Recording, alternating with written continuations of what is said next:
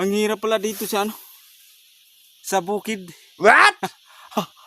Lalo na sa mga magsasaka tulad namin.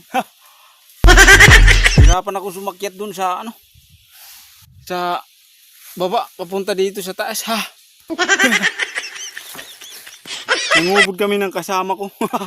Ito yung ubod para may ulam. Yan. Di kan paglanturan. Di kan birahan.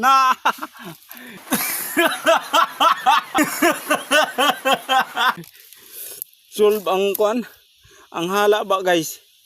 Ang pagod. Yan. Sakit sa dibdib. Yan kasama ko.